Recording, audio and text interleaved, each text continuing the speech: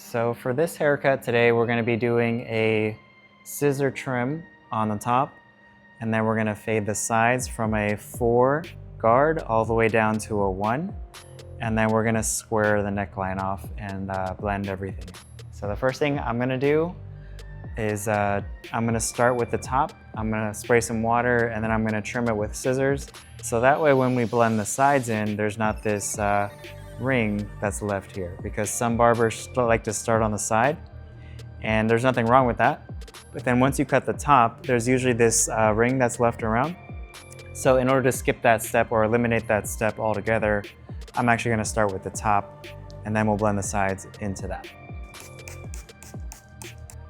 All right, so we're going to start with taking close to 1 inch off the top, and I'm going to start with the front here, and that's going to be my guide. And now that I got my guide cut in the front, I'm going to use that to make this mohawk section. And that's going to be the rest of the guide that I used to cut the top. So if you look from the side here, you can see where I just cut, and then this is the hair that I'm going to take off using that as my guide. So now that I got this center guide done, I'm going to use that and move slightly to the side to see this is what I just cut, and this is what I need to take off. I'll just do that in each section going backwards until the top is even.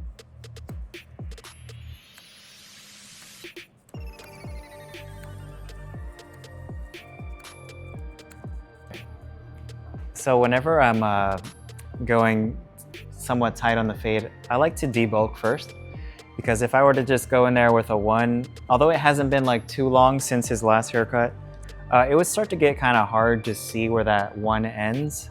So to just make it a little easier, and since I have to do this step anyways, I'm going to take the number 4 and take all this bulk off, and then I'll be able to see where I put that 1 guideline a lot easier for the next step.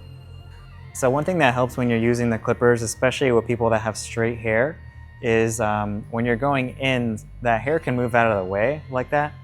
So in order to help that hair feed into the clipper a little bit better, you want to take a comb and kind of push that hair down while you're pushing the clipper up. So that way it almost starts the blending process too. As you can see, like this hair hasn't been cut yet and this hair has. So in order to blend this into that with less work, all you have to do is take your comb and kind of help feed that hair into the clipper. And that way it doesn't move out of the way when you're trying to cut it.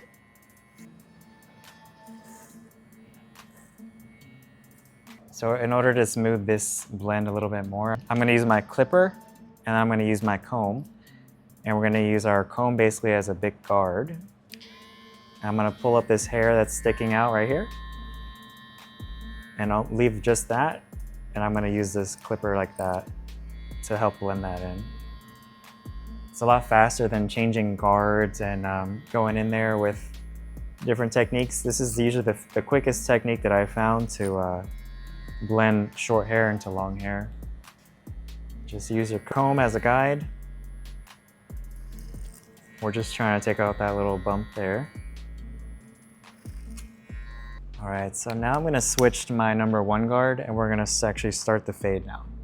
And I got a brush in my hand because I like to use a brush whenever I'm using a number 1 guard, because it helps kind of keep the area clear so that we can see what we're doing. So this is my number 1 with the guard lever fully closed.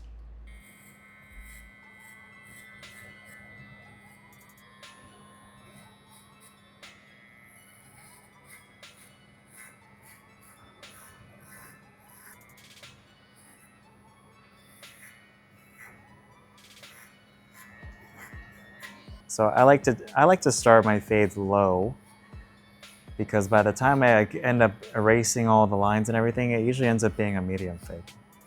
So I do the same thing with high fades. If I want the fade to be a high fade, I'll usually start it as a medium, and then I'll start erasing the lines, and it usually almost always ends up looking like a high fade once I finish that process. Just a trick that I found to help my fades from going too high. I usually just start it a little bit lower than what I think the actual line is going to end up being. Now I'm going to go with my lever open to make our next guide. Going up about finger's width to the next step.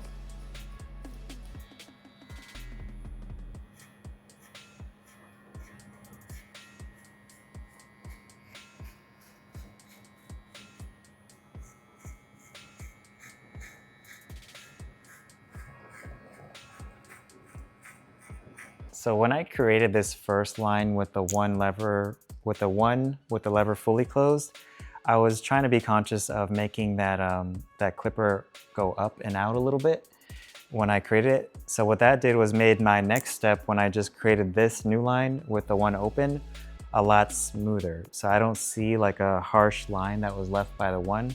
And that's just caused by doing this motion whenever I get to the point where I want to stop cutting. So, and another thing that happens too when you do that is it also helps kind of erase this hair or cut this hair that's hanging over so you can see where that line truly stops. So I'll show you what that looks like. So I already did this, but I'll show you, like, if there's hair hanging over, so scooping your clipper out like this does two things. It cuts that hair that's hanging over so you can see more accurately where that line is, but it also helps kind of start that fade so when you do your next step, that line isn't as harsh.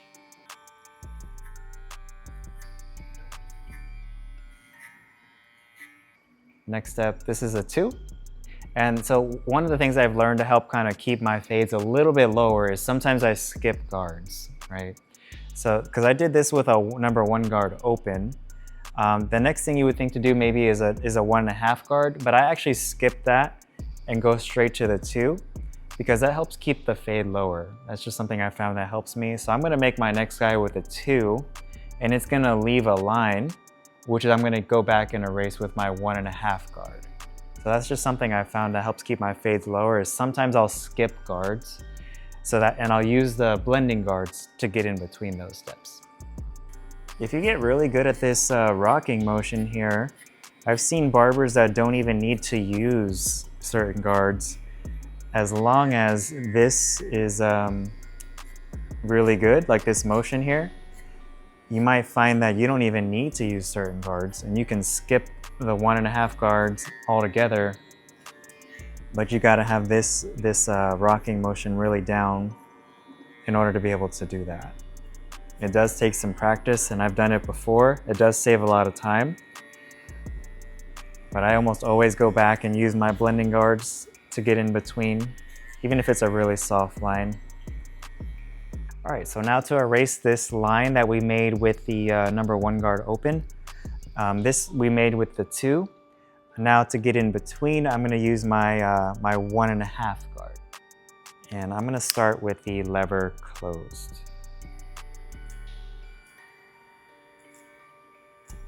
Now if you're really good at this scooping motion, then this step right here should be pretty simple.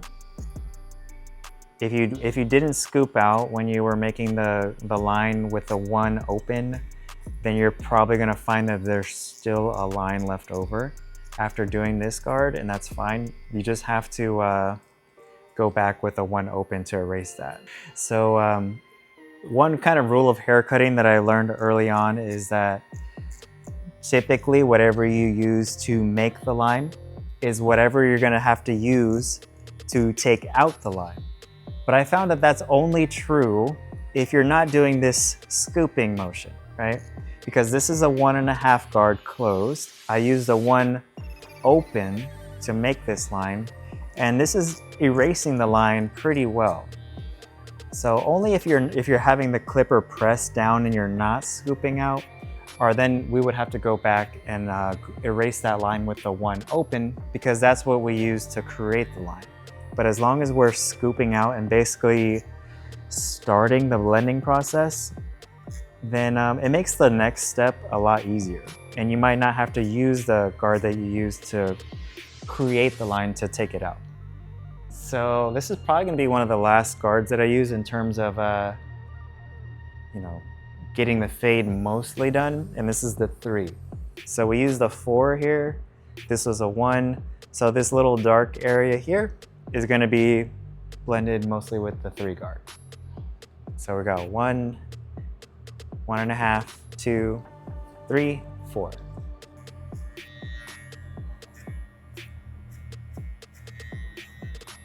All right, so now I'm gonna line Oscar up. We're just gonna do a square neckline back here, and then just go around his hairline.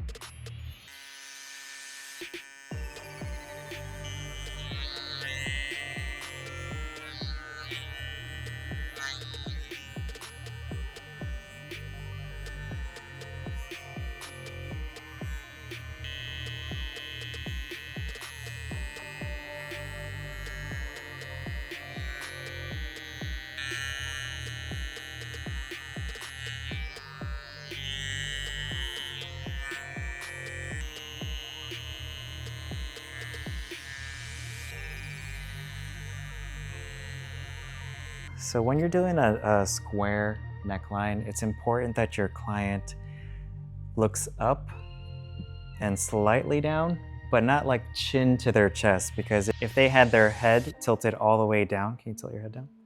You see how, like if I were to make a line like this, and then as soon as he lifts up, now that line would not be the same, right? So I've made that mistake before where I made the line while their head was tilted all the way down and it was straight.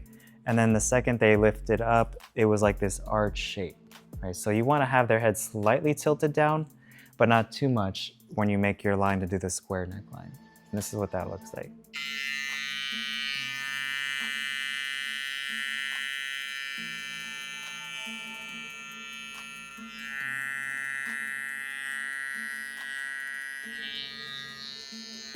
So I like to start in the middle and work my way out from there.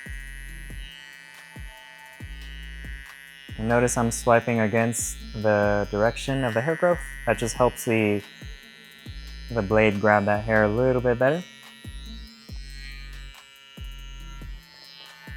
And then we create this corner here.